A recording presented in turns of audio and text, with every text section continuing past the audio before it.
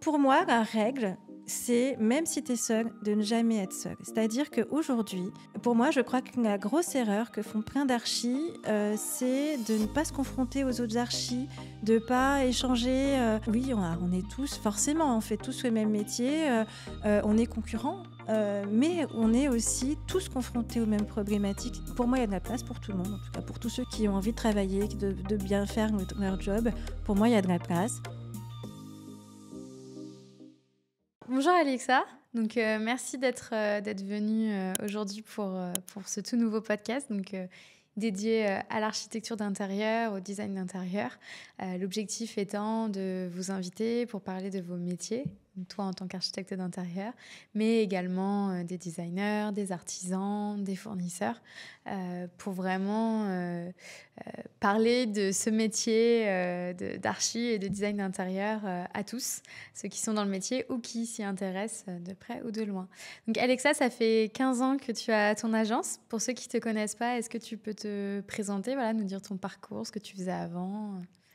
Merci pour l'invitation déjà. Je m'appelle Alexa Funès, je gère l'agence d'architecture Atelier Germain, comme tu l'as dit, depuis 15 ans. Je suis issue d'un parcours qui est original, je dirais. J'ai commencé par une école hôtelière, qui n'a vraiment, sur le papier, rien à voir avec, en effet, l'architecture d'intérieur.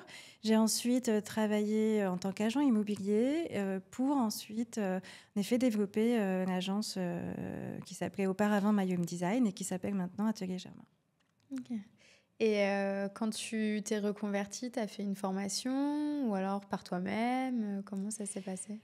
Alors, j'ai pas fait de formation. L'objectif de départ était d'en faire une. J'étais complètement, donc il y a 15 ans de cela, enfin 16 et des brouettes, j'étais vraiment dans cette démarche. J'étais agent immobilier et j'étais dans cette démarche de reconversion dans l'architecture d'intérieur.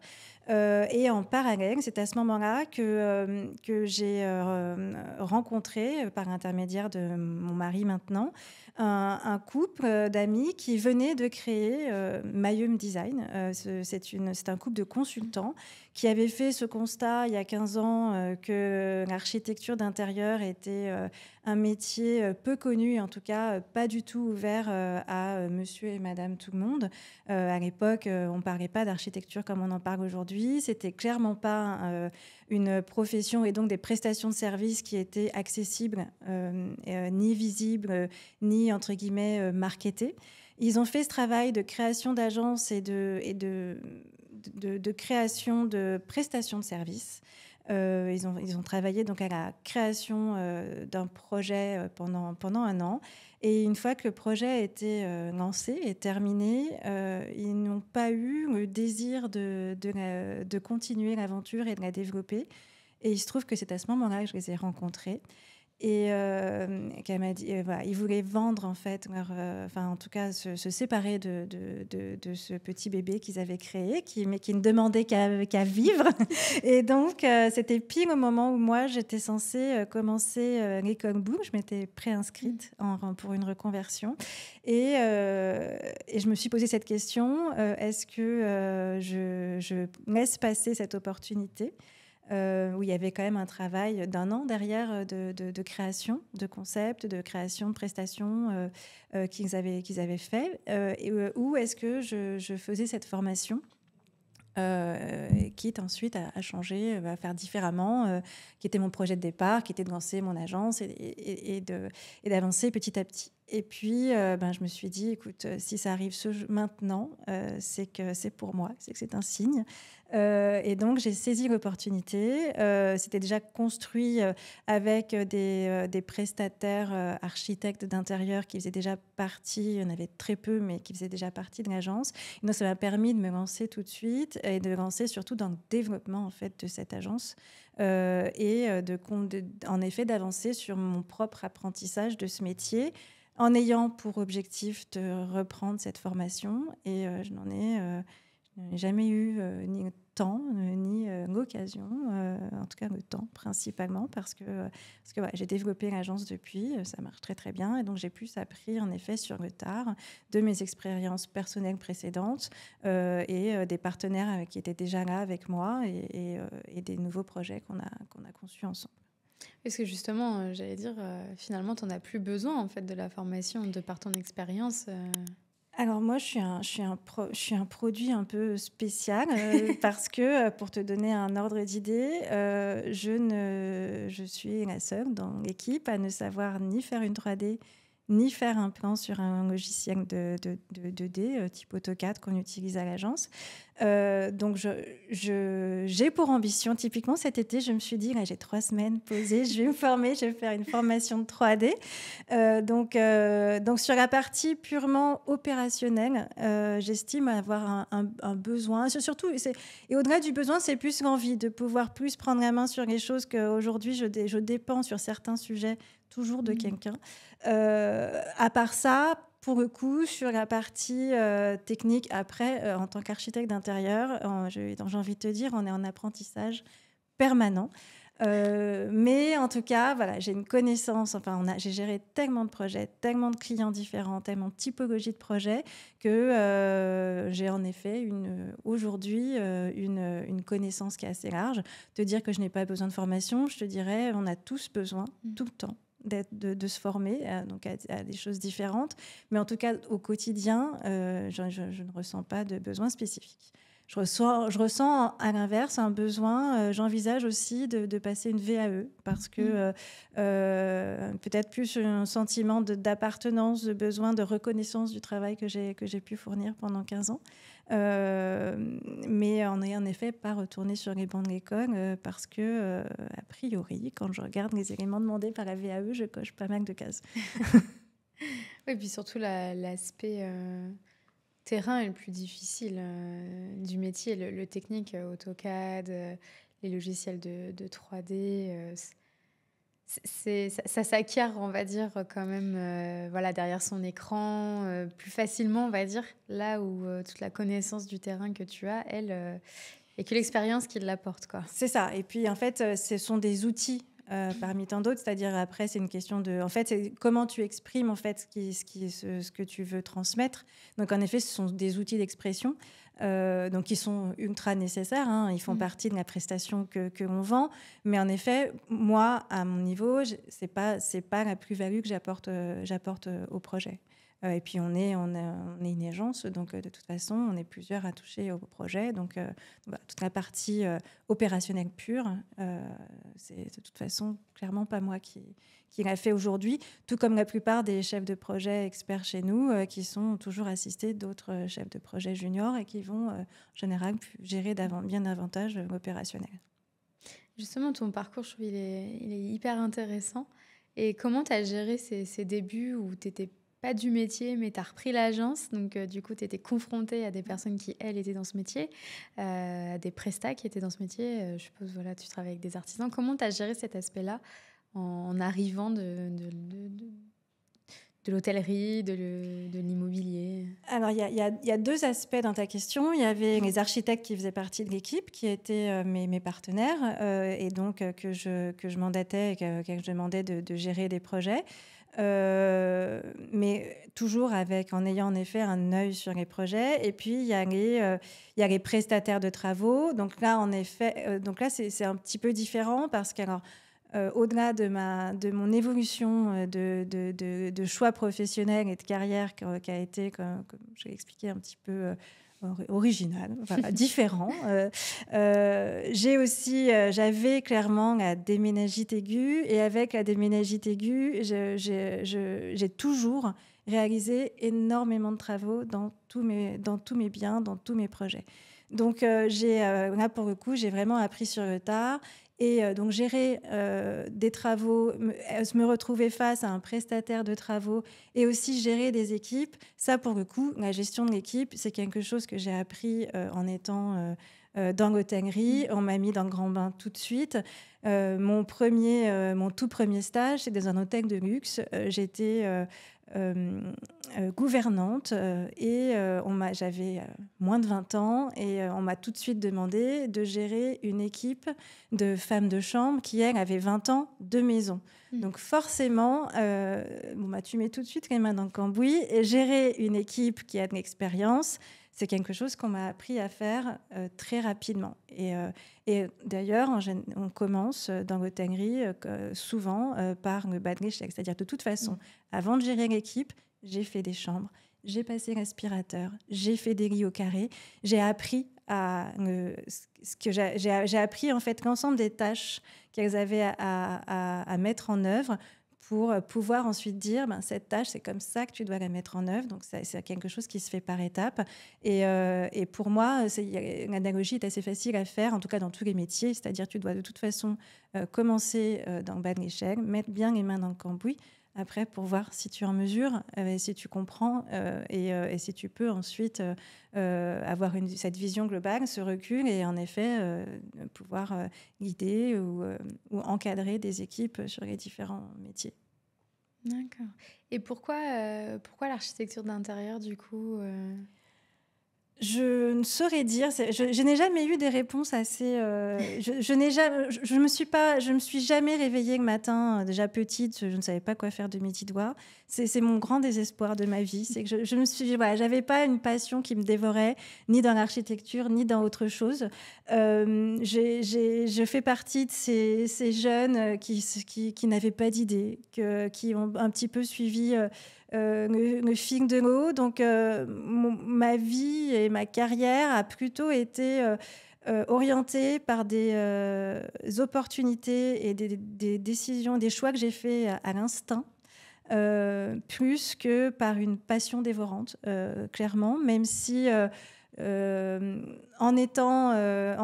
suis donc passée de l'hôtellerie, où on est quand même baigné dans des univers assez spécifiques. Déjà au-delà de l'univers, dans l'univers du beau, moi j'ai travaillé beaucoup dans des hôtels de luxe, dans des 4-5 étoiles principalement. Et puis après, j'ai été agent immobilier. Là aussi, tu es plongé dans un univers où tu accompagnes les gens à se projeter dans leur future vie. Donc, ça a été plus un cheminement de pensée et puis aussi apprendre avec l'âge à me faire confiance et à m'écouter. Donc j'ai appris avec le temps à tiens, je crois que c'est là-dedans que je pourrais me sentir à l'aise et avoir envie d'évoluer, plus que je suis passionnée par ça et je sais que c'est ça que je veux faire. C'est vrai que les opportunités, de toute façon, c'est très fort. Voilà. C'est ce qui fait. Ça fait partie, chemin, en effet. Enfin, en tout cas, moi, c'est ce qui me guide. Quand une opportunité se saisit, je me dis, j'y vais pas. Souvent, j'y vais. J'ai tendance à aimer prendre des risques. Et la plupart du temps, ça marche. Parce qu'à l'agence, ça fait 15 ans qu'elle existe, donc c'est que ça fonctionne. C'est sûr, mais avec des hauts et des bas, comme toute agence, comme toute entreprise, avec des mauvais choix, avec des années difficiles, mais voilà, comme je te disais, la plupart du temps, ça fonctionne. Et justement, l'aspect entrepreneurial, comment est-ce que tu l'as vécu parce que c'est toi maintenant qui étais à la tête de l'agence, donc ce qui n'est pas chose facile. Gérer une entreprise, c'est un vrai business. Comment est-ce que ça s'est passé pour toi ? Eh bien, justement, en fait, ce qui est drôle, c'est que je suis allée à l'architecture d'intérieur parce que je me disais, c'est le métier qui m'intéresse. Et en fait, moi, ce qui me passionne au quotidien, c'est de gérer cette boîte. Okay. Et c'est vraiment ça qui me plaît le plus. On a cette chance de visiter des lieux assez extraordinaires, des lieux moins extraordinaires, mais de les imaginer, de se projeter dans des choses différentes. Mais moi, ce qui me plaît, c'est la big picture, c'est le projet global, c'est la vie d'agence, c'est comment en effet on fait évoluer cette boîte, de prendre des décisions stratégiques chaque année, de savoir vers quoi on a envie d'évoluer, de me poser la question à chaque fin d'année, est-ce que je continue vers là? Est-ce que je suis toujours heureuse? Est-ce que je suis sûre que c'est ça que je veux? Et du coup, en fonction des choix stratégiques que tu vas faire, comment tu vas les mettre en œuvre, avec qui, comment tu vas le faire savoir, comment tu vas aller chercher une nouvelle typologie de clients. Là, pour le coup, je suis arrivée dans quelque chose où je manquais clairement d'assurance, pour moi, de formation, encore plus que l'architecture. C'est pour moi, je me disais, gérer une boîte, c'est autre chose. Et c'est ça qui me plaît, vraiment. Qui est au-delà de tout le reste. Pour moi, je suis plus je suis plus une chef d'entreprise qu'une architecte d'intérieur. C'est intéressant. Et c'est vrai que c'est souvent ce qui fait débat entre la passion et l'aspect gestion de l'entreprise. Et c'est souvent difficile pour les archis parce que souvent, ils sont passionnés par l'aspect voilà, conception, suivi de chantier, etc. Mais alors, l'aspect business, c'est la bête noire de tous. Et à l'inverse, il y en a d'autres, ils peuvent te créer des business dans tout et n'importe quoi et ils adorent l'aspect gestion d'entreprise. Donc toi, t'es vraiment dans ce truc où finalement, tu as eu un coup de cœur pour la casquette de chef d'entreprise, quoi. Je ne sais pas si je pourrais gérer des business de tout et n'importe quoi. Mais en tout cas, celui-ci, il me plaît. Je n'ai pas l'impression de bosser. Vraiment, je m'éclate. Je m'éclate. Et aussi grâce à la diversité. C'est-à-dire que moi, j'adore... dans la conception, moi, ce qui me plaît plus, moi, c'est le chantier. Moi, c'est le chantier qui me plaît. J'adore voir les choses se transformer. Moi, c'est vraiment quelque chose qui me plaît. Puis la relation avec les artisans, ça a toujours été quelque chose que j'ai trouvé assez rigolo. Le décalage parfois qui peut se créer, la difficulté de communication et à la fois ce côté assez simple, sans chichi, que j'aime beaucoup dans le suivi de chantier. Donc c'est la diversité, moi, qui m'éclate, mais le challenge aussi que ça représente. Avec, encore une fois, ces lots d'angoisse, ces lots de doute, ces lots de est-ce que ce mois-ci ça va passer? Voilà. Donc, ouais, non, clairement, oui, c'est vraiment ça c'est là que je prends du plaisir, le plus. Et justement, pour les aspects dans lesquels tu prends plus de plaisir, comment tu fais pour faire grossir l'agence, vu que c'est ce qui te plaît aujourd'hui? Oui. Alors déjà, je ne suis pas toute seule. On est une équipe. Aujourd'hui, on est assez structuré. C'est aussi quelque chose que j'ai voulu faire assez rapidement. C'est vraiment structurer l'agence. J'ai aussi j'ai déménagé avant. L'agence est basée à Paris. J'ai fait un choix assez opportuniste de changer de vie et d'habiter maintenant sur le bassin d'Arcachon. Et je n'ai envisagé, par exemple, ce déménagement que si j'avais quelqu'un pour m'accompagner sur le développement de l'agence. Et donc, j'ai appelé une amie qui a fait ses armes chez moi, qui a d'abord été stagiaire chez moi, qui a ensuite été chef de projet à l'agence, qui m'a quittée quelque temps pour aller vivre une aventure différente au Canada et continuer l'architecture d'intérieur au Canada. Et elle est revenue, et c'est le moment où moi, j'ai commencé à organiser mon grand départ. Et comme je te le disais tout à l'heure, ce qui m'intéresse aussi dans ce métier, c'est ces choix qu'on fait, ces choix globaux, donc ces choix pour son entreprise, et ces choix de vie. C'est aussi cette grande liberté, quand tu es chef d'entreprise, de pouvoir décider de quoi sera fait demain, même si on a quand même une équipe derrière qui suit.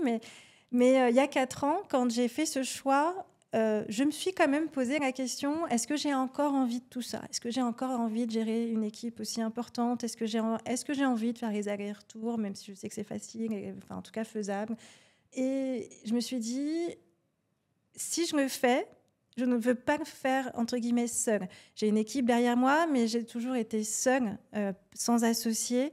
Et j'avais besoin d'une personne pour m'accompagner. Et donc, j'ai appelé Adeline, mon associée maintenant, qui est responsable des opérations, qui chapeaute tous les projets de l'agence. Je lui ai dit, si je me fais comme ça, j'ai besoin que tu fasses partie de l'aventure. Sinon, je pense que je repartirai sur un projet plus tranquille, au bassin, à développer des projets plus en mode petite agence, toute seule, partir de zéro. Je me sentais... voilà, j'avais un petite baisse d'énergie à ce moment-là parce qu'il faut quand même être à 300% en permanence. Et là, j'avais un peu moins envie. Et j'ai eu besoin d'un petit coup de boost. Et je me suis dit, voilà, alors, j'allais dire avec une associée, mais c'était vraiment avec elle. Je me sens capable de continuer l'aventure, j'ai cette envie. Voilà, il a fallu que je la convainque. Elle a accepté d'être onboardée et ça a vraiment changé la donne. Donc il y a Adeline, mon associée, et puis voilà, il y a toute une équipe qui fait qu'on travaille ensemble. J'ai une personne en charge du marketing et de la communication qui travaille sur la partie réseaux sociaux. J'ai une personne en charge de la relation client qui réceptionne toutes les demandes entrantes de nos clients, donc qui est le premier contact en fait avec nos clients et qui est un élément hyper fort et hyper essentiel à l'équipe. Donc certes, j'ai plein de cordes à mon arc, mais j'ai aussi construit une équipe autour de moi qui a chacune ses spécificités et qui me permet en fait de développer l'agence. Clairement, je ne peux pas faire ça toute seule. C'est une certitude. Mais c'est vrai que vous êtes une grosse agence, vous avez quand même une équipe qui est pas mal. Tu me disais, vous êtes 25 personnes à peu près. Et c'est vrai que quand on sort d'école, on oublie souvent que c'est avant tout une entreprise. On a en tête l'aspect conception, suivi de chantier, quand on a l'aspect suivi de chantier en tête aussi. Mais c'est vrai que quand tu parles de relations clients, stratégie réseaux sociaux, tout ça, c'est des postes qu'on trouve dans toutes les entreprises. Exactement. Et dans les cabinets, dans les agences, ou alors quand on se lance tout seul à notre nom, c'est vrai que c'est des sujets qu'on nommait complètement. On voit que la partie « je refais l'intérieur ». Et en fait, comme tu dis, la relation client, c'est primordial. Les réseaux, aujourd'hui, si tu ne sais pas utiliser les réseaux, c'est hyper difficile parce que, comme on dit, on ouvre un tiroir, il y a 10 archis qui en tombent. Donc, il faut savoir faire sa place. Et ce sont des fonctions qui sont hyper stratégiques, mais qu'on n'a pas en tête quand on se dit « je vais être archi d'intérieur ». On pense juste je refais l'intérieur et voilà quoi. Alors que ça va beaucoup plus loin que ça, quoi. Sauf qu'avant de refaire l'intérieur, il faut déjà un client. C'est ça. Et avant d'avoir un client, il faut aller le chercher. Pour le chercher, déjà, il faut avoir une offre. Enfin, c'est tout bête. C'est-à-dire, même nous, nos offres, chaque année, on se dit, est-ce que nos offres, elles fonctionnent encore? Est-ce qu'on est au bon prix? Est-ce que cette offre, on a toujours envie de la présenter au vu de notre positionnement aujourd'hui stratégique? C'est en effet comment je facture mes prestations. C'est des choses qui sont pas très qui sont sur le papier pas très plaisantes, mais qui sont essentielles. C'est-à-dire, c'est la base. Enfin, en effet, tu gères une agence, donc tu gères, tu dois savoir déjà à qui tu veux t'adresser, quelle typologie de projet tu as envie de faire, quel niveau de prix tu veux, ou quelle typologie de projet et donc typologie de clientèle, plutôt moyen de gamme, plutôt moyen haut, plutôt moyen plus. Est-ce que c'est plus du B2B ou du B2C? Et du coup, en fonction de tes envies, tu peux pas déjà, tu ne t'adresses pas aux gens de la même façon. Tu peux pas vendre le même type de service. C'est pas la même façon d'aller les chercher non plus, d'aller les adresser. Donc, en effet, c'est des vraies problématiques stratégiques et c'est pour ça qu'il faut se remettre en question en permanence. C'est-à-dire que nous, on a aussi changé notre vision et nos envies, au-delà de la vision, de se dire avant, j'adressais plutôt cette typologie de clientèle. Aujourd'hui, j'ai plutôt envie d'aller vers celle-ci. Et donc, à chaque fois que tu te dis ça, c'est pas je claque des doigts et c'est bon, ça tombe. C'est que donc, je vais revoir mon positionnement. Peut-être qu'il y a des réalisations sur lesquelles je communiquais, sur lesquelles j'ai pu communiquer aujourd'hui parce que pour moi, elles ne rentrent plus dans mon image de marque. Et puis, si je vais aller chercher du B2B, alors ça, on n'est pas le premier à débarquer. Donc, c'est encore un travail différent. Et puis, il faut qu'il y en ait un premier qui te fasse confiance pour pouvoir prouver que tu peux le faire.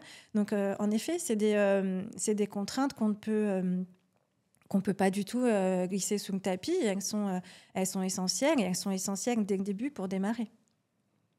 Et justement, par rapport au projet de l'agence, aujourd'hui, vous êtes plus particulier, plus B2B. C'est quoi la plupart des projets? Alors aujourd'hui, je dirais qu'on a 3 typologies de clients. On a la typologie de clientèle qu'on a toujours eue, qui est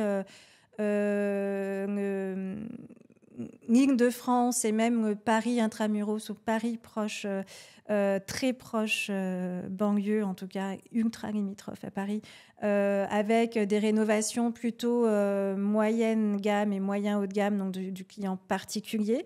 Ça, c'est une clientèle qu'on a depuis le début, qui est le plus gros volume de notre clientèle, volume en termes de nombre de projets. Depuis 3-4 ans, on a développé 2 axes supplémentaires. On a développé, de par mon déménagement, le bassin d'Arcachon. Alors là, c'est la typologie de projet qui change fondamentalement. C'est-à-dire, je m'adresse davantage à des projets, une clientèle plutôt plus haut de gamme, du fait du positionnement. Aussi avec une clientèle qui souvent n'habite pas sur place. Donc là, moi, pour le coup, le fait que je bouge chaque semaine est un atout parce que mes clients, on fait souvent les rendez-vous à Paris et c'est moi qui gère sur le bassin. Mais ça m'a quand même donné accès à des projets de plus grande envergure. C'est-à-dire que là, par exemple, je gère une maison de 350 mètres carrés. C'est des choses que tu n'as pas forcément en région parisienne, un peu moins en tout cas. Un peu moins, ouais.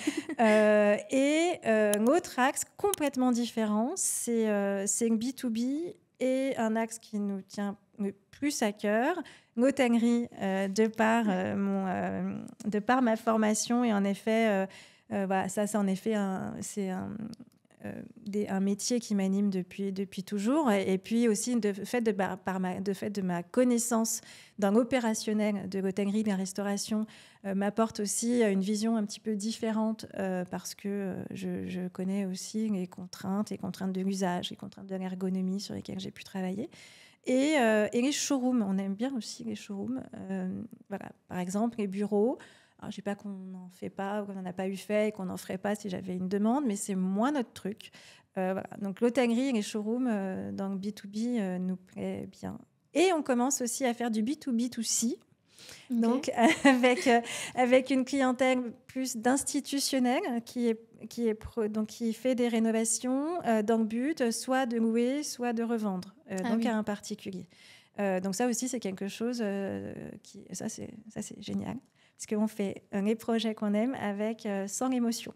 Donc ça c'est beaucoup plus pratique à gérer. Du coup, vous accompagnez des investisseurs immobiliers Des investisseurs immobiliers, des gros propriétaires, type des assureurs, qui sont propriétaires d'une grosse partie de Paris.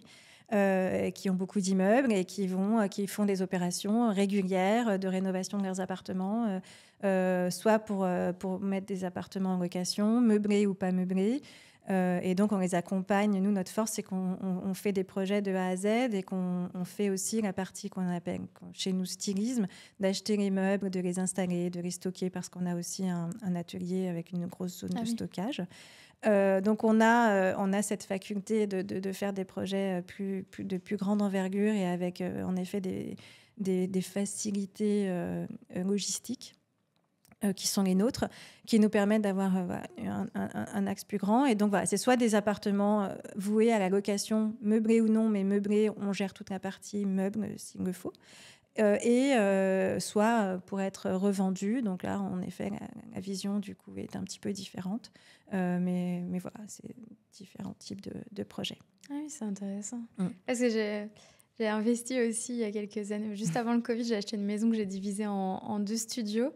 Et si j'avais su qu'il y avait des prestations, ça aurait été peut-être plus facile parce que la gestion de chantier était fort sympathique pour diviser cette maison. Après, c'était formateur. Oui, c'est formateur, c'est l'avantage. Mais justement, la question que j'allais te poser, parce que moi, du coup, aujourd'hui, les appartements sont loués. Location longue durée, ils sont meublés. Et c'est vrai qu'on va pas se mentir, quand tu mets des locataires dans l'appartement, tu vas pas non plus te ruiner au niveau des matériaux. Alors, tu peux quand même faire de la qualité, mais tu vas pas mettre de très beaux meubles, tu vas en acajou, des choses comme ça, parce que tu sais que le locataire, il va pas forcément en prendre soin. Et donc, du coup, comment vous arrivez à gérer cet aspect-là en faisant quelque chose de beau, mais en même temps, je suppose pas trop cher, parce que c'est loué derrière? Alors, je ne sais pas ce que pas trop cher veut dire, mais en tout cas, on fait des choix, en effet, forcément, si ça a pour objet la location, des choix un petit peu différents de si ça a pour projet de vivre. Où là, de toute façon, tu vas déjà, de fait, beaucoup plus personnaliser, beaucoup plus rentrer dans le détail de la fonction, du besoin, de la façon de vivre. Là, l'idée, c'est que ça plaise au plus grand nombre. En effet, que le rapport qualité-prix pour l'investisseur, parce que du coup, c'est un investisseur, soit le meilleur possible. Pour autant, ma politique, pour des raisons d'éco-responsabilité qui me sont chères, et deux, pour des raisons aussi même stratégiques, c'est de ne pas pour autant mettre le premier prix. C'est-à-dire que nous, notre travail, justement, c'est d'accompagner le client investisseur dans ce cas précis dans le fait de faire les bons choix et de positionner le curseur au bon endroit. C'est-à-dire que peut-être qu'on va... Et c'est dès le départ, c'est-à-dire dès la conception globale qu'on va y réfléchir. Peut-être qu'on va pas ou moins démolir parce qu'on se dira, en termes de fonctionnalité, si on a les fonctions suffisantes, on va les conserver, ça va suffire. Alors déjà, non, c'est même pas vrai. Maintenant, il y a un axe qui est hyper important, qui rentre forcément en ligne de compte, qui rentrait moins en ligne de compte avant. La première chose qu'on va demander à un investisseur, c'est de nous fournir son DPE. Parce que si notamment l'objet est pour soit la revente dans 1 ou 2 ans ou la location, il faut de toute façon qu'il respecte une certaine norme aujourd'hui et donc avoir une note DPE qui soit à minima au-dessus de E. C'est assez rare à Paris. Donc déjà, nous, notre premier axe, et ça ne se voit pas, c'est dommage, c'est quelles sont les améliorations qu'on va pouvoir apporter à l'appartement pour réussir à améliorer la note DPE. Et via la note DPE, ça veut dire l'isolation, le chauffage. Et puis, ça va certainement avoir un coût de départ. Ça ne va pas être des travaux très visibles, entre guillemets. Mais par contre, ça a un avantage certain, c'est que, ça sera plus ou moins une passoire énergétique. Et deuxièmement, à court ou moyen terme, ils ne seront pas bloqués pour le louer, le revendre, etc. Donc en vrai, ça, c'est la première chose que l'on fait. En général, pour des choses aussi spécifiques et quand on part de très très loin, on se fait accompagner par un thermicien. On va lui demander de nous faire un bilan de l'appartement et de nous donner un guide en fait, d'action à mener, parce que c'est très différent d'un appartement à un autre, d'une copropriété à un autre, une typologie d'appartement à un autre. Tu ne peux pas traiter un haussmannien comme tu traites un moderne, c'est pas du tout la même chose. Donc le thermicien va nous donner une liste d'actions, de recommandations. Déjà, la première chose, c'est qu'on va dire, client, cette première liste de recommandations, c'est pour nous incompressible. Pas de bug, ça ne se voit pas. Ensuite, la deuxième, c'est qu'est-ce qu'on peut garder. On fait un état des lieux. Donc ça, c'est vraiment notre façon de travailler aujourd'hui. Mais ça, sur l'ensemble des projets, on fait un état des lieux de qu'est-ce que je peux conserver dans cet appartement ou réemployer dans cet appartement ou éventuellement dans un autre, s'il y a plusieurs appartements à traiter. Qu'est-ce qui est bon? Qu'est-ce que je garde quoi qu'il arrive? Une partie des sols, de la robinetterie qui est en bon état, des choses comme ça. Donc on va faire un état des lieux et de dire, OK, déjà tout ce qui est de qualité suffisante, on va le conserver. Et puis après, on va se dire, OK, il y a des choses pour lesquelles... moi, je pense qu'il faut pas lésiner parce que ça va, quoi qu'il arrive, durer dans le temps. Ça va être les sols, ça va être le choix des carrelages, mais par contre, en effet, on va choisir des choses pas de premier prix, mais de moyenne gamme et qui devraient durer dans le temps. Et puis aussi, ça va être une question de typologie. C'est-à-dire, moi, en général, dans une location, quand on part sur de l'habillage de sol, je vais prendre du grès cérame, pas des terrazzo, pas du béton ciré, pas des choses qui sont difficiles d'entretien, qui demandent de revenir régulièrement dessus, des choses où tu te dis, j'ai pas grand risque et j'en ai pour 15 ans et ça va bien se passer. Après, on va faire des arbitrages comme ça, poste par poste. Moi, j'aime bien mettre des luminaires un peu sympas. Et après, en effet, on va sur des choses qui sont plus de la petite déco, table basse, etc. Aussi privilégier pas mal la seconde main. Ou alors des choses un un peu moins cher, mais par contre, essayer de ne pas lésiner sur certains postes, comme les canapés lits, qui apportent du confort et qui vont durer plus longtemps. Enfin, voilà. Encore une fois, c'est une question d'arbitrage et de réussir, et quoi qu'il arrive, d'arriver à rentrer dans le budget du client. Et pour la partie rentabilité, vous entrez dedans ou non? C'est le client qui vous dit, bon là, je ne vais pas être rentable si on met trop de budget là ou... Ça fait complètement partie de notre travail. Après, c'est pas moi qui vais lui faire son tableau de business plan, mais ça fait partie intégrante de notre travail. En tout cas, pour moi, on ne peut pas envisager de travailler, de faire ce type de rénovation sans se poser ces questions-là. À qui vous vous adressez, combien vous envisagez, même en B2B, quand tu vas pas traiter une chambre d'hôtellerie de la même façon quand elle va être vendue 150 € ou quand elle va être vendue 500 € la nuit. Clairement, il faut qu'à un moment donné, qu'il y ait un seuil de rentabilité. Et donc, on les accompagne là-dessus et on fait les choix en fonction. Et ça va dépendre du nombre d'étoiles, de où il est placé, s'il est à Paris ou ailleurs. Un 3 étoiles à Blois ne se vend pas la nuit au même prix qu'un 3 étoiles dans le centre de Paris. Donc forcément, même si c'est 2-3 étoiles, on ne peut pas faire les mêmes choix stratégiques parce qu'à la fin, il va être vendu 3 fois moins cher par nuitée. Donc forcément, ça rentre évidemment en ligne de compte. Et pour toi, quelle est l'approche, s'il y en a une, la plus difficile? Plutôt B2C, B2B, B2B2C Ah non, alors c'est le B2C en 1. Parce que les mots, parce qu'il y a tellement d'émotions. On accompagne les clients pendant des semaines, parfois des mois, sur des projets où c'est ce que je rappelle souvent à mes équipes, c'est que je pourrais te dire aujourd'hui que c'est extraordinaire tous les jours et que c'est le monde des bisounours et que les petits oiseaux chantent dans le bureau. Bon. À la vraie vie, c'est qu'il y a parfois des situations où c'est compliqué, où on est en conflit avec nos clients, et c'est d'ailleurs très souvent pour des raisons de budget. Et c'est ce que je rappelle toujours à mes équipes. Je leur dis, mettez-vous juste 5 minutes à la place du client. Il nous donne, c'est même pas que les clés de sa maison. Quand on vient d'investir dans un bien qu'on a mis 500 000, 800 000, 1 million, on met toute sa vie dedans. Et il vous donne les clés en vous disant « tu vas gérer ». Forcément que c'est compliqué. Forcément qu'il y a une émotion, non seulement parce que c'est un bien dans lequel tu te projettes pendant 1 an, 5 ans, 10 ans, toute ta vie, que tu veux que tes enfants ils naissent là, ils grandissent là. Donc en fait, quand tu visites un bien, tu te projettes tellement que c'est énorme et tu mets toutes tes économies.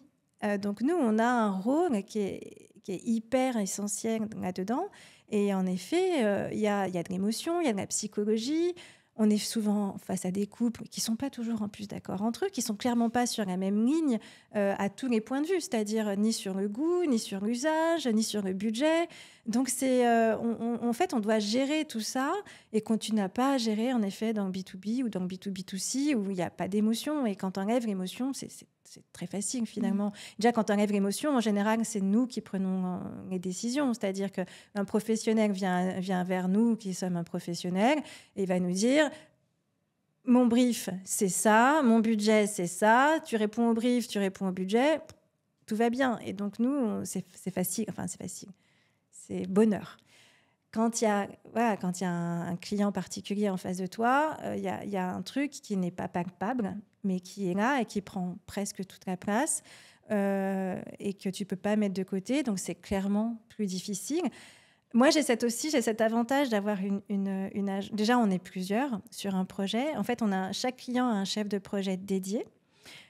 Souvent, en fonction des clients, ça, c'est le grand travail de Virginie, qui est la relation client, qui va passer beaucoup de temps en fait à qualifier le besoin du client, le prospect, à comprendre même sa psychologie, et qui va nous raconter à Adeline et à moi ce qu'elle a ressenti. Et en fonction de la typologie du client, il y en a certains, on va se dire ah ben non, ce client-là, on va pas le mettre avec cette archi-là, ça va pas fitter, elle va être trop directive. Oui, je pense qu'il a plus besoin de quelqu'un qui va lui caresser dans le dos, qui va aller dans les voilà, qui va lui dire voilà. Et il y en a qui ont besoin d'être dirigés. Et en fait, on va pas se dire, ça marche pas à tous les coups, mais c'est vrai qu'on a le fait d'avoir une équipe, déjà une personne différente qui reçoit qui est complètement neutre, qui prend le brief, nous apporte cette vision très neutre et très différente, et on va se poser et on va dire ok, donc là pour ce client, pour ce projet, il me semble que la bonne personne c'est plus une telle qu'une telle.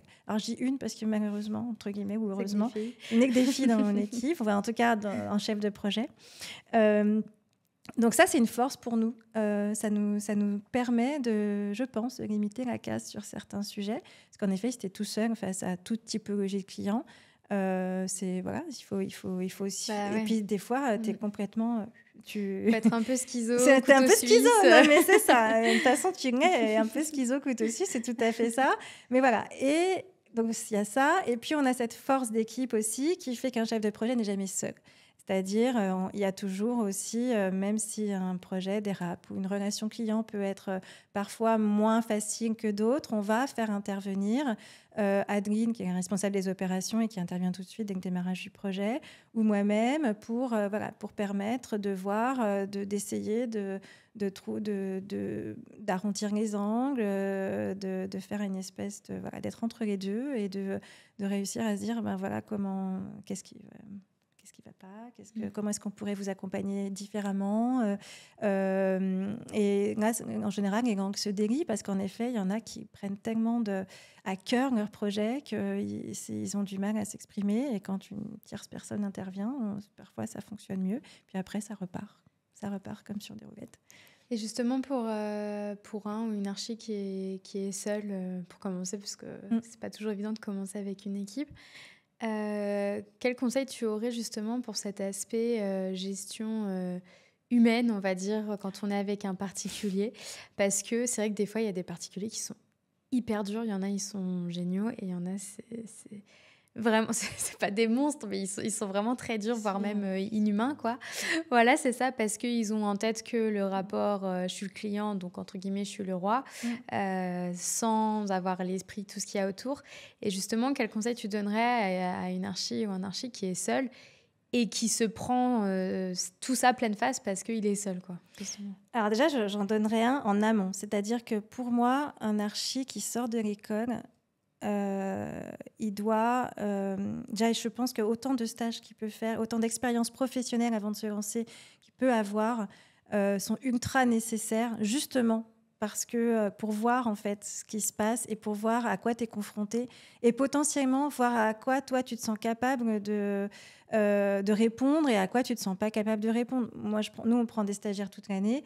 Il y en a, à la fin du stage, ils nous disent « Moi, je ne ferai pas de B2C. Hein. » Et je le comprends tout à fait. Enfin, voilà, donc, il y a déjà ça, c'est important de voir, de tester plein de choses, déjà pour savoir, moi, de quoi j'ai envie et dans quoi je me sens à l'aise. Donc ça, pour moi, c'est le premier point.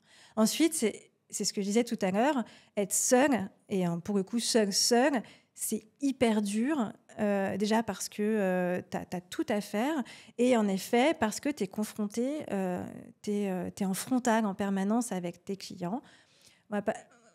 Que les choses soient claires, 95% du temps, si tu as bien fait ton travail et que tu as un bon relationnel, ça se passe bien. Le problème, je dirais même 99% du temps, c'est ce 1% qui te prend tout ton temps, toute ton énergie, et qui te fait penser que tu es la pire merde qui soit. Et je suis bien placée pour le savoir parce que j'ai eu une expérience l'année dernière qui m'a mise au 36 dessous. Et donc pour moi, la règle, c'est, même si tu es seule, de ne jamais être seule. C'est-à-dire qu'aujourd'hui, pour moi, je crois que la grosse erreur que font plein d'archis, c'est de ne pas se confronter aux autres archis, de ne pas échanger avec eux, parce que c'est pas... Oui, on est tous, forcément, on fait tous le même métier, on est concurrents, mais on est aussi tous confrontés aux mêmes problématiques. Pour moi, il y a de la place pour tout le monde, en tout cas pour tous ceux qui ont envie de travailler, de bien faire leur job. Pour moi, il y a de la place. Certes, je préfère que les projets, ce soit moi qui les ai que les autres, on ne va pas se mentir. Mais pour autant, j'adore échanger avec les autres archis, quelle que soit la taille des agences, parce qu'on a à la fin, la problématique, c'est toujours les mêmes. Les contraintes, c'est toujours les mêmes. On apprend les uns des autres. Moi, j'apprends tous les jours de mes stagiaires. J'apprends tous les jours des autres archis. Donc, pour moi, il ne faut pas rester seul. Il faut faire en sorte de s'entourer. Alors déjà, quand on se lance, ça dépend aussi de sa vie de famille. Il faut être bien capé, bien être prêt à se lancer. Être sûr que ça fasse partie du projet familial, global, si famille il y a, parce que tu vas quand même bien galérer pendant au moins 2 ans avant que ça commence potentiellement à porter ses fruits. Et puis c'est très chronophage comme métier, et donc il faut quand même être sûr que ça s'intègre dans un truc global où tout le monde adhère, mais il faut communiquer. Il faut échanger. Il faut échanger. Et puis même pas qu'avec des gens qui font ton métier. Parce qu'à la fin, toute personne qui fait de la prestation de service est confrontée à la même chose que toi. Ça, c'est vraiment de la relation client. Oui, puis il y a les autres aspects aussi, plus business dont on parlait tout à l'heure, ne serait-ce que la comptabilité. Je sais que mon mari, il a son entreprise et on a eu des rappels de TVA, voilà, de beaux montants. Et ne serait-ce que... Enfin, on pensait que c'était normal et en fait non, quand tu échanges avec d'autres personnes qui ont des entreprises, ils te disent bah non, c'est pas normal d'avoir des rappels tous les mois comme ça, des montants aussi conséquents. Et justement, comme tu dis, c'est en échangeant avec les autres qu'on apprend. Et je trouve qu'il y a une grande méconnaissance quand même du métier où on se dit bon bah voilà, je vais être archi d'intérieur, je vais faire que de la modélisation, je vais faire du AutoCAD, je vais être toute la journée derrière mon ordi, je vais faire de la conception, sauf que bon bah déjà à partir du moment où tu mets les mains dans le suivi de chantier, tu vois que la partie conception, ça te prend que 15% de ton temps. Et puis surtout, tu vois que tu peux pas concevoir forcément comme tu l'avais en tête. Exactement. C'est-à-dire, c'est très beau de concevoir en effet derrière un ordi, mais il faut que ça marche dans la vraie vie.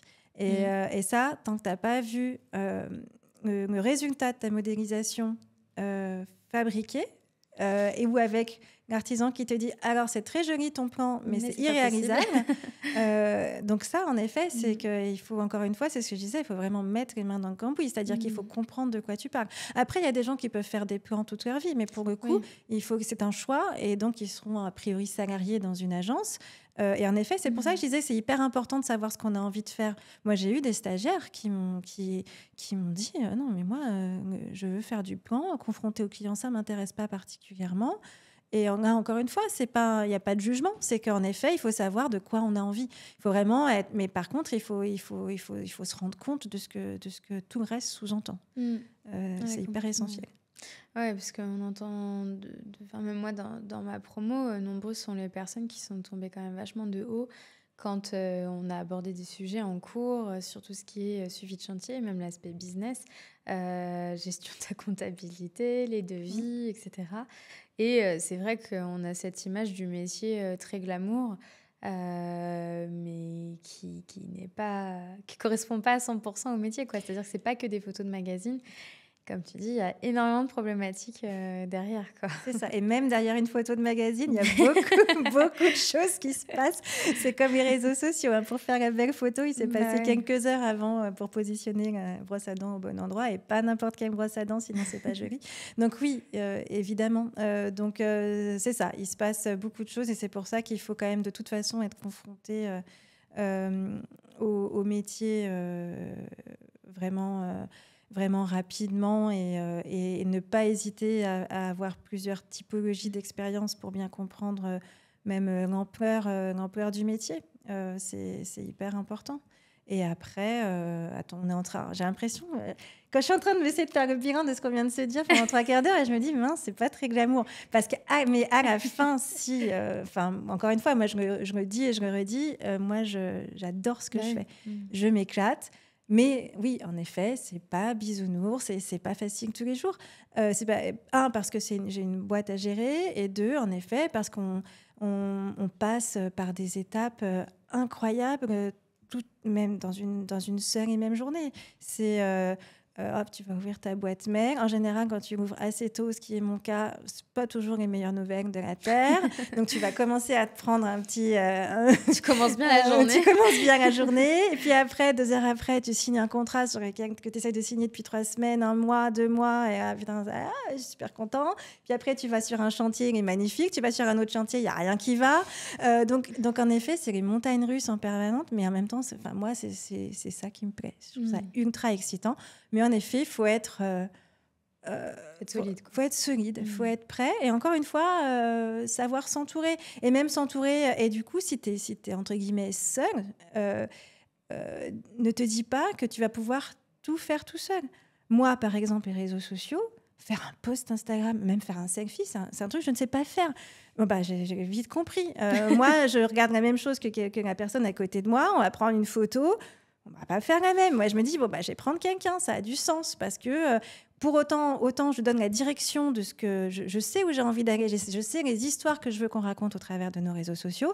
C'est pas pour ça que j'ai encore le temps de les gérer, et deux, que je vais trouver une bonne ex.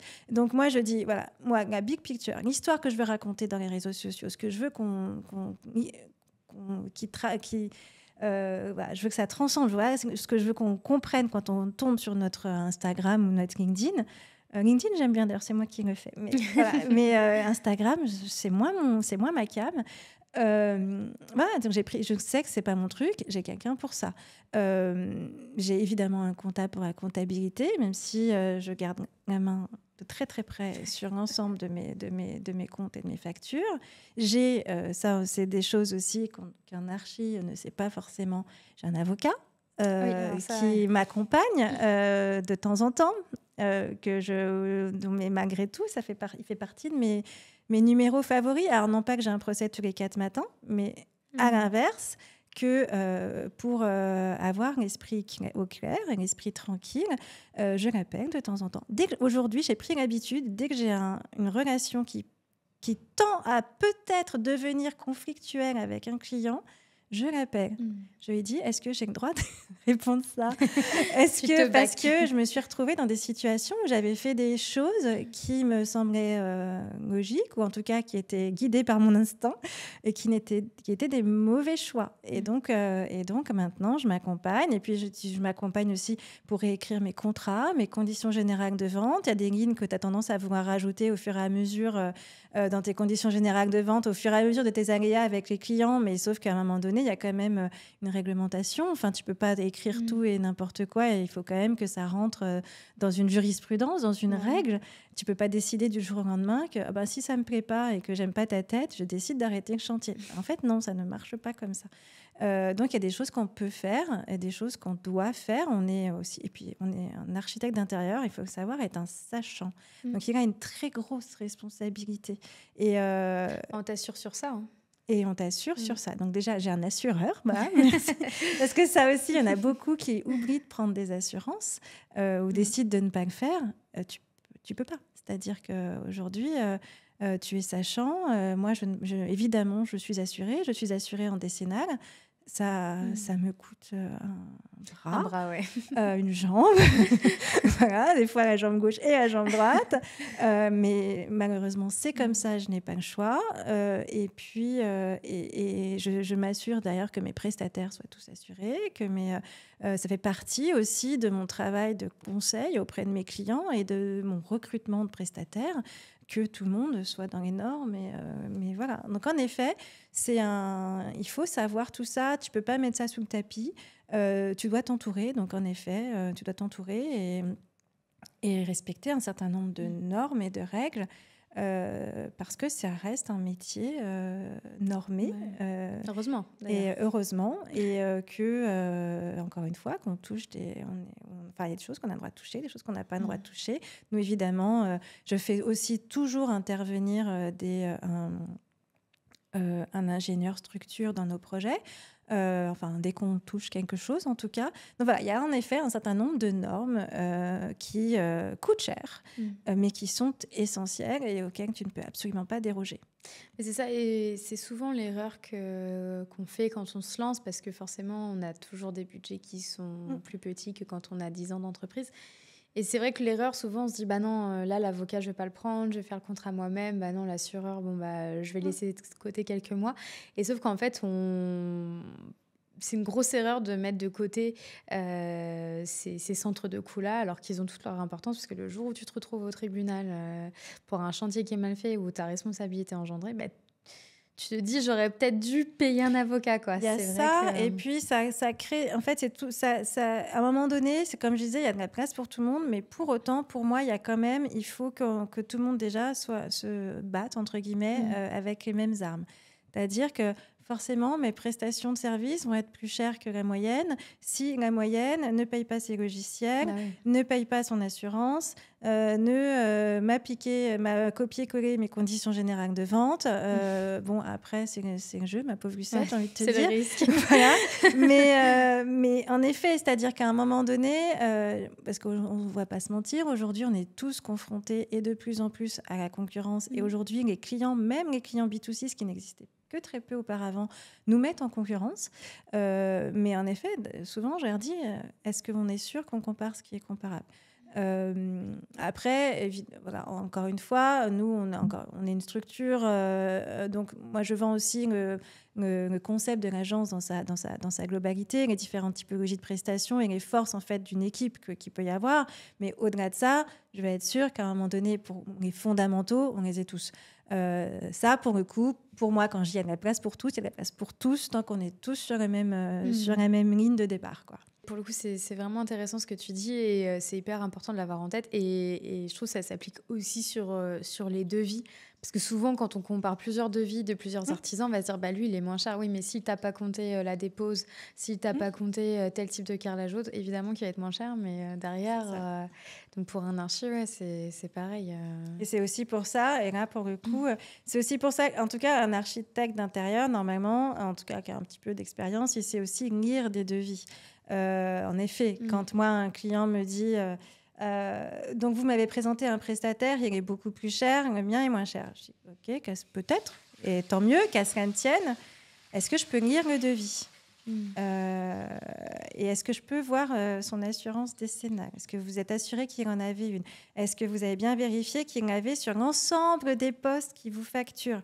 Parce que, par exemple, il n'est pas rare qu'il y ait des prestataires qui font du tout corps d'État, qui ne prennent une assurance que sur la peinture parce que c'est vachement pas cher, et que sur l'électricité, c'est super cher, et alors ils ne la prennent pas. Mais s'ils font des travaux d'électricité, ben, ils ne sont pas assurés sur l'électricité. Donc, en effet, ça, c'est des questions qu'il faut se poser, et il faut savoir lire entre les lignes, et il faut aussi savoir traduire un devis. Un devis qui a 10 lignes, en général, c'est pas un bon devis. Moi, j'aime bien, il y a des devis qui sont détaillés, mais ça dépend aussi des consignes que tu as données à ton prestataire de travaux. C'est-à-dire que nous, on lui fait un détail, on s'attend à ce qu'il ait un niveau de détail au moins égal à celui qu'on lui donne. Et au contraire, potentiellement, qu'il rajoute des lignes, parce que lui aussi... Il est censé être encore plus sachant que nous sur ces postes de travaux, mais dire, ah oui, ben là, du coup, je vais rajouter, je ne sais pas, tel truc, parce que pour réussir à faire ça, il va falloir que je rajoute ça. Très bien. Ouais, c'est clair, les devis, c'est pareil, c'est un vaste sujet, on pourrait en parler longtemps, mais oui, les devis, où, comme tu dis, il y a 10 lignes, souvent, c'est pas bon signe. Moi, je me souviens sur un chantier, quand j'ai divisé les appartements, j'avais comparé plusieurs artisans et tu avais un des artisans, c'était un gap assez important, hein, on parlait de dizaines de milliers. Et en fait, quand tu creusais, oui, il m'avait dit qu'il me changeait les toilettes, sauf que ce qu'il n'avait pas précisé dans le devis, c'est que fallait creuser une tranchée pour relier aux eaux qui étaient à l'extérieur. Donc ça, mine de rien, ça chiffrait ensuite. Et c'est vrai que quand tu sais pas trop... tu peux vite te faire avoir parce que le mec derrière il te casse quand te disant au fait le raccordement ça coûte 5 000 €, quoi. Donc c'est clair que c'est le piège aussi souvent, quoi. En tout cas, merci Alexa, tu as été un puits de conseils. J'espère que j'ai démoralisé personne. Non, mais c'est important d'avoir ça en tête parce que c'est tout l'intérêt aussi de ce podcast, c'est d'être dans le partage d'expérience, la transmission, parce que, encore une fois, quand on va sur Insta, on voit une belle photo, mais comme tu dis, il y a eu 3 heures pour prendre cette photo, quoi. Donc non, merci beaucoup pour tous ces conseils. Si jamais on veut te retrouver, où est-ce qu'on peut te trouver ? Alors, j'ai mon Insta à moi, parce que c'est pas moi qui gère celui d'Atelier Germain, comme je te l'ai dit, donc j'ai même pas la main dessus, tu vois. Donc, comme quoi, quand je délègue une tâche, je fais confiance. Donc, j'ai mon Insta, Alexa Funès, qui est pas le truc sur lequel je suis le plus efficace, parce que quand je lis, après, j'oublie. Donc, je suis assez efficace, un peu plus efficace sur LinkedIn. Et sinon, on peut m'écrire des mails. Moi, c'est alexa@ateliergermain.com. Voilà, je réponds aux mails. Je suis ravie d'échanger sur le métier. Voilà, je suis très ouverte à rencontrer d'autres pairs pour échanger. Merci beaucoup en tout cas pour ton temps. Avec plaisir. C'était vraiment un plaisir de t'avoir. Et puis nous, on se retrouve pour un nouvel épisode.